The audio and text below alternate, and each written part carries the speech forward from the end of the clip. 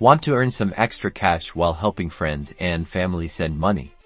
Let me show you exactly where to find your Taptap Send referral code so you can start earning today. First, open your Taptap Send app on your smartphone. You should see the main screen where you initiate your money transfers now.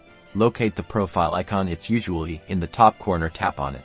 Next, you should be on your profile settings page. This is where you'll find all the options related to your personal account. Now, you need to scan this page carefully. Look for a section related to referrals, inviting friends, or sharing the app. The exact wording might be slightly different, but it will be something along those lines. Bingo! The referral or invite option is right here. Tap on it to proceed. Inside this section, you'll finally find your unique referral code. It will be a combination of letters and numbers, or it might just be a shareable link. There will also likely be options to share your code directly via text, email, or social media. That's it.